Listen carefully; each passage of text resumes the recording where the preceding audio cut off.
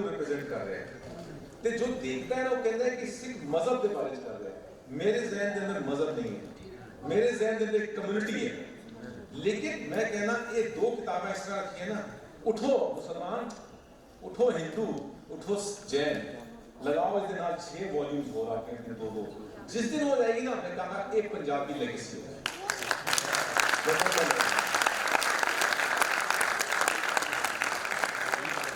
बहुत अच्छे, बहुत शानदार।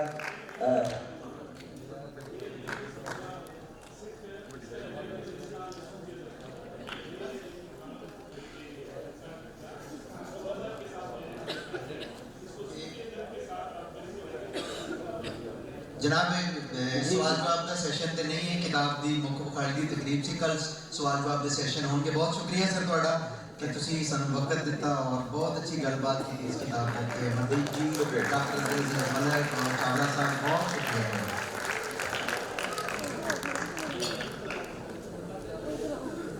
हुण एक छोटा जिहा सेगमेंट है तो उस तो बाद जिहड़ा असीं थिएटर वाल पढ़ांगे।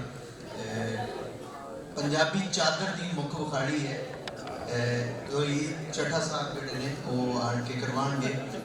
जिवें कि बाकी सारे सूबियां दे विच उन्हां दीयां बोलियां दे विच पढ़ाया जाता है तो उन्हां दी कोई ना कोई शनाख्त है, पंजाबियों की भी कोई ना कोई शनाख्त है। लेकिन चट्ठा साहब ने इस हवाले नाल जिहड़ा है वो बड़ा अच्छा काम किया है कि पंजाबी की जिहड़ी है एक परना जिहड़ा है चादर जिहड़ी है वो बनाई है, जिहड़ी उन्हें तुहाडे सामने जिन्हों पेश किया जाएगा। तो ਉਹਦੇ वास्ते मैं सदा देंगा मुसद्दक जुल्करनैन होरां सदर ने लालपुर लिटरेरी काउंसिल के कि वो भी स्टेज पे आ जाए। मैं मुसद्दक साहब को कहा कि प्लीज ऑन डॉक्टर खौला फरजाना जी ऊपर और गुलाम जनानी साहब, डॉक्टर अब्दुल कादिर मुश्ताक साहब ने कहा कि स्टेज पे आए और नैनसुख जी और अहमद साहब ने कहा कि ये सब लोग भी स्टेज से आन। तो अज भी सब तो बड़ा काम है कि असी पंजाब की एक पहचान वापस। अमरदीप साहब तुसी भी प्लीज।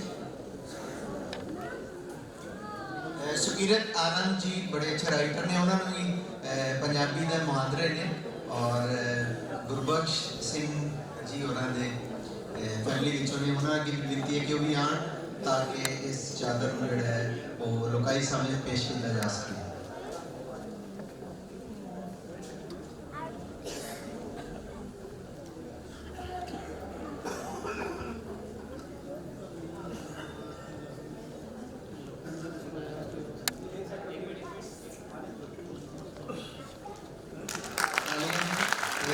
पंजाब की जी चादर है और उम्मीद करते हैं कि इस चादर में असीं कैरी भी करांगे जिवें सिंध वाले अपनी अजरक को कैरी करते हैं। और इसका जोड़ा क्रेडिट है वो 9वें पंजाबी सुलेख मेले के आर्मियों में जाता है कि उन्होंने एक खूबसूरत चादर जी है वो डिज़ाइन की है पंजाब पंजाबी के पंजाबीयत लई और उहदे परमे इजहार लई।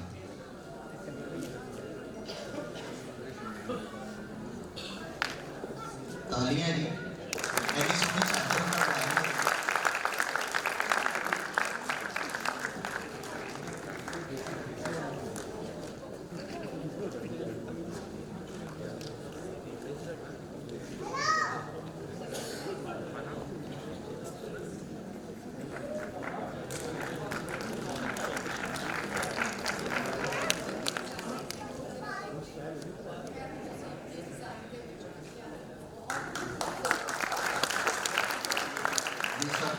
बहुत शुक्रिया और अखीर तो ये चट्ठा साहब मुसद्दक जुल्करनैन और एक छोटा जिहा शगन एक शीट पेश करेंगे जिहड़ी इस मेले के हवाले नाल उन्होंने साड़ी याद दिवाती रहेगी कि वो 9वें पंजाबी सुलेख मेले के सैशन में आए सन।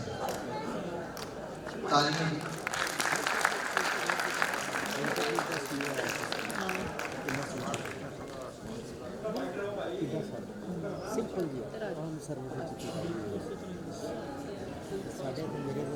बहुत शुक्रिया फर्दन फर्दन सरदादा कि उन्होंने आके साड़ा मान बढ़ाया।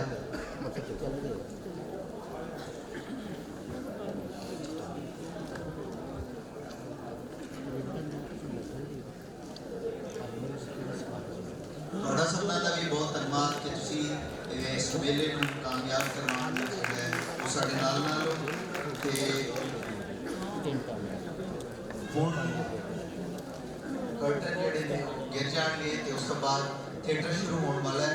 उस दौरान असीं अपने वो सुजवान वो दानिश्वर वो लेखक वो शायर तीन जिहड़े पिछले वरे साडे नालों विछड़ गए उन्हां दे बारे नाल गलबात करांगे, उन्हां दा थोड़ा जिहा इंट्रोडक्शन जिहड़ा है वो तुहाडे नाल साझा करांगे ताकि उन्नी देर तक जिहड़ी स्टेज की सैटिंग है पिछों वो भी की जा सके। तो थिएटर जिहड़ा है अन्नी माई दा सुपना शाह जिहड़ा है वो चौथा थिएटर पेश करेगा और वो उतनी देर तक जिहड़ा है पिछे तैयारी चल रही है। तो असीं अपने तीन पंजाबी के सूझवान शायर लेखक कहानीकार मुअर्रख उन्हां दे बारे गलबात करांगे जी। सब तो पहले जिहड़ी तुसीं तस्वीर देख रहे हो वीडियो चल रही है ये है जी देसराज कहानी।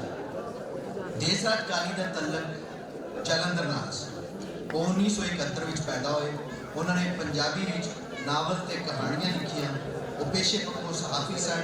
वो जलंधर तो लकीर नाम का रसाला भी कटते हैं। वो अपने कारजा दलत शनाख्त पारों जाने जाते सन। उन्होंने लिखतों में तजर्बाती तौर पर पेश किए गए असलूब में बुनियादी अहमियत हासिल है। वो निडार अणचक ते बेबाक लिखारी सन। उन्होंने कहानी परागियां ते नावलों में शांति पर प्रथम पुराण कथकाली फकीरी परमेश्वरी यहाँ चाय अच्छी नहीं बनती शहर में सान होने का मतलब ते कई होर रचनावां शामिल हैं। उन्होंने खोज परख के खेतर में चौका काम किया। गदरी बाबियां ते नाथ जोगियां के बारे भी लिखिया।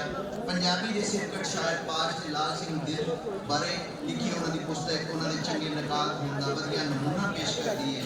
उन्होंने 27 अगस्त 1923 वफात पाई। हुण असीं अपनी दूसरी जिहड़ी है दूसरे लेखक पर बढ़ते हैं। ये है जी इमरोज जी, पूरा नाम इंद्रजीत सिंह, जन्म 26 जनवरी 1926, चक नंबर 36 लायलपुर तो इनका तलक सी। और ये पंजाबी की उच्च कोटि शायरा नावलकार ते हुके निस्मा दी तवाना आवाज़ मोहतरमा अमृता प्रीतम के साथी सन।